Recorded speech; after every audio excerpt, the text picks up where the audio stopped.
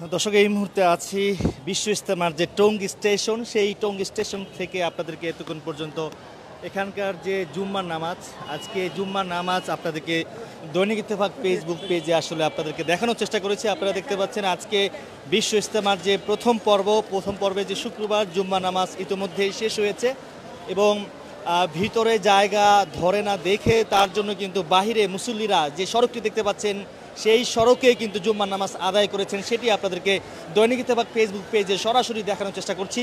আমরা কয়েকজনের সঙ্গে কথা বলবো যে আজকে জুম্মার নামাজ এখানে আদায় করেছেন, আল্লাহ তাআলার কাছে কি চাইবেন সেটি আসলে একটু জানার চেষ্টা করব। একটু কথা বলতে চাচ্ছি, আসলে আজকে জুম্মার নামাজ এখানে আদায় করেছেন, বিশ্ব ইজতেমার প্রথম ধাপের যে জুম্মার নামাজ আদায় করেছেন, আল্লাহ তাআলার কাছে কি চেয়েছেন?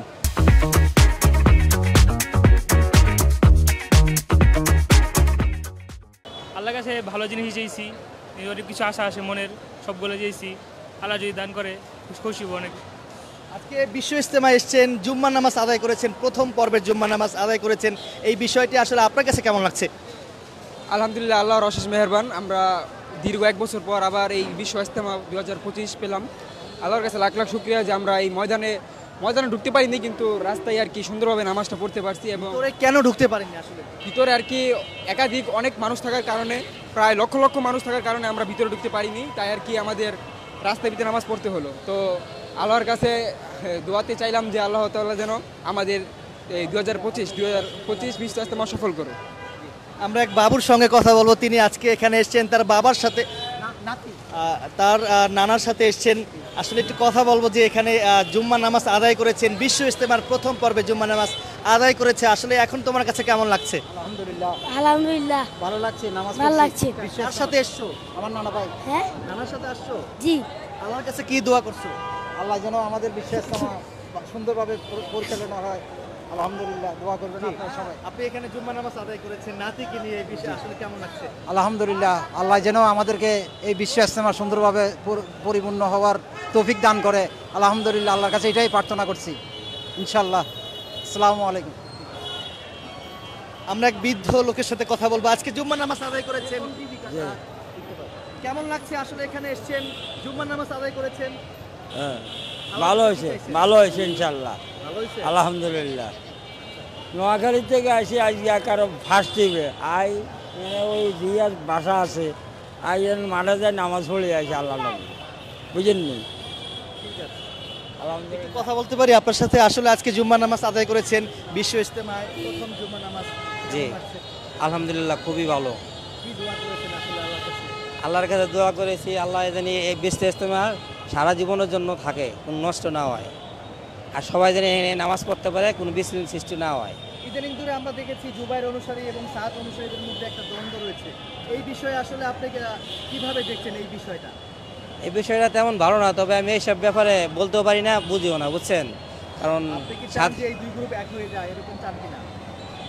না, দুই গ্রুপ এক, আমি চাই যে এটা মীমাংস হয়ে যাক, যেভাবে মীমাংস হয়ে যাক, কিন্তু চাই না যে দুই গ্রুপ মিলে কি একটা গন্ডগোল সৃষ্টি করুক। ঠিক আছে, একটু আপনার সাথে কথা বলতে চাচ্ছি। কোথা থেকে আসছেন? আমি মহাখালী থেকে আসছি। মহাখালী থেকে। কেন? এখানে জুমার নামাজ আদায় করার জন্য। জুম্মার নামাজ আদায় করার জন্য কি চেয়েছেন আল্লাহর কাছে? আল্লাহর কাছে চাইছি যে আল্লাহ আমার শরীর, আমার ফ্যামিলিটা যেন ভালো থাকে। আল্লাহর কাছে বাংলাদেশের বর্তমান যে পরিস্থিতি, বাংলাদেশের সব লোকের জন্য আল্লাহ হেফাজত করুক, এবং আমাদের মুসলিমের ভিতরে যে একটা সহিংসতা চলতেছে, এগুলোর জন্য আল্লাহ সবার মন মানসিকতা যেন এক করে দেয়।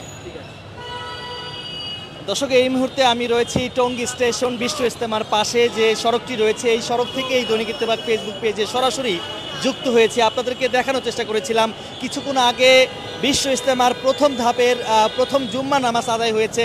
ঢাকার বিভিন্ন জায়গা থেকে, বিভিন্ন প্রান্ত থেকে, অর্থাৎ অন্যদিকে 141 জেলা থেকে ধর্মপ্রাণ মুসলমানরা এই বিশ্ব ইজতেমায় এখানে এসেছেন, জুম্মা নামাজ আজকে আদায় করেছেন। এবং আমরা এই মুহূর্তে যতটুকু জানতে পেরেছি, মানুষজন ভিতরে প্রবেশ করতে পারেনি, ভিতরে জায়গা নেই, তার জন্য কিন্তু এই যে সড়কটি রয়েছে,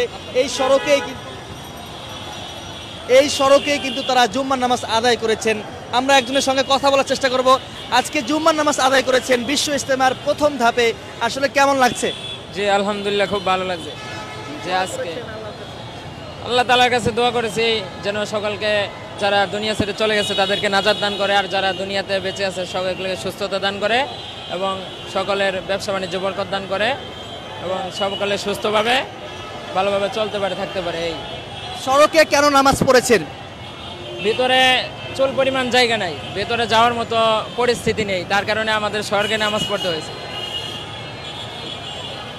তিনি আমাদেরকে বলছিলেন ভিতরে আসলে কোনো জায়গা নেই, তার জন্য কিন্তু তারা এই যে টঙ্গী স্টেশন যে সড়কটি রয়েছে এখানে কিন্তু আসলে তারা জুম্মা নামাজ আদায় করেছেন। দর্শক, সকাল থেকে কিন্তু এই টঙ্গী স্টেশন ঘুরে আমি নিজে দেখেছি আসলে এখানে অসংখ্য আইন শৃঙ্খলা রক্ষাকারী বাহিনী অর্থাৎ পুলিশের সদস্যরা কিন্তু খুব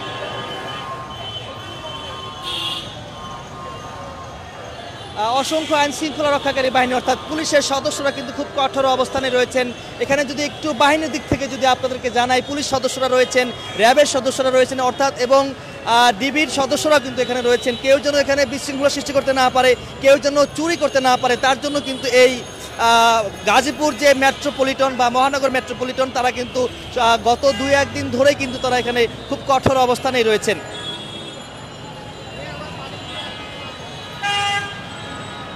আমরা এই মুহূর্তে দেখতে পাচ্ছি জুম্মার নামাজ শেষ হওয়ার পর কিন্তু মানুষজন যারা ঢাকার বিভিন্ন জায়গা থেকে এসছেন তারা কিন্তু চলে যাচ্ছেন। আসলে তাদের নিয়ত ছিল যে আজকে বিশ্ব ইজতেমার প্রথম পর্ব, প্রথম ধাপে জুম্মা নামাজ এখানে আদায় করবেন। অনেকের সাথে কথা বলেছি, মহাখালী থেকে এসছেন, কেউ নারায়ণগঞ্জ থেকে এসছেন, তারা এখানে দলবদ্ধভাবে কিন্তু এখানে এসছেন জুম্মা নামাজ আদায় করার জন্য। এবং এই মুহূর্তে আমরা দেখতে পাচ্ছি কিছু আইন শৃঙ্খলা রক্ষাকারী বাহিনী অর্থাৎ পুলিশের সদস্যরা কিন্তু এই সড়কে দিয়ে সামনে এগোচ্ছে এবং কয়েকজনের সঙ্গে কথা বলার চেষ্টা করব। কোথা থেকে এসছেন একটু জানার চেষ্টা করব, একটু জানতে চাচ্ছি কোথা থেকে আসছেন? কোথা থেকে আসছেন? আমি ইন্ডিয়া থেকে আইছি। ইন্ডিয়া থেকে আইছি। ইন্ডিয়া। দর্শক, এক বৃদ্ধ লোক তিনি ইন্ডিয়া থেকে এসছেন। আসলে কেন আসছেন? হ্যাঁ, আমি ইন্ডিয়া থেকে ইজতেমায় আসছি। হ্যাঁ, আজকে কইবার আছে। আজকে জুম্মা নামাজ আদায় হ্যাঁ, করছেন। জুম্মা নামাজ আদায় করছি। আল্লাহর কাছে কি চাইছেন? হ্যাঁ, ইন্ডিয়া থেকে আসিয়া এই যে জুম্মার নামাজ আদায় করলাম এখানে ইজতেমাতে আসিয়া, ওই তো আর কি। আপনি কিভাবে দেখছেন ইন্ডিয়া থেকে এখানে আসছেন? আসলে আমাদের বাংলাদেশের জন্য কতটুকু আসলে এটা আসলে গর্বিত হিসাবে আমি মনে করি। মানে বাংলাদেশকে আরো সামনের দিকে এগিয়ে যাওয়ার জন্য তারা হয়তো এই আপ্যায়ন চেষ্টা করতেছে। বাংলাদেশের মানুষ মানে সবাই আপ্যায়ন চেষ্টা করতেছে বাংলাদেশের মানুষকে, যাতে সবাই সব রাষ্ট্র চিনতে পারে বা ভালোভাবে বুঝে চিনতে পারে বা তারাও আকর্ষণীয় করে, যাতে সামনের বছর আরও আসার জন্য আগ্রহী হয়। অন্য অন্য দেশের মানুষ যাতে আসার জন্য আরও আগ্রহ হয়, এদের থেকে দেখা যাতে মানুষ আগ্রহ হয়, এটাই আমাদের প্রত্যাশা। আপনার কাছ থেকে জানতে চাচ্ছি এই যে বিশ্ব ইজতেমাকে ঘিরে নিরাপত্তার দিক থেকে আপনি কেমন দেখছেন? নিরাপত্তা কতটুকু দিয়েছে? নিরাপত্তার দিক দিয়েও যথেষ্ট পরিমাণে আইন শৃঙ্খলা রক্ষাকারী বাহিনী আছে এখানে। তো সর্বদিক দিয়ে আমি মনে করি যে আগের তুলনায় এবারের ইজতেমাটা মানে পরিপূর্ণ দিক দিয়েই ভালো, সব দিক দিয়েই ভালো, বা আমি মনে করি ভালোই সব দিক দিয়েই। মানে মানুষ দুই ভাগে ভাগ করছে যে বিদয় আর মানে ভালো হয়েছে এবারকেও।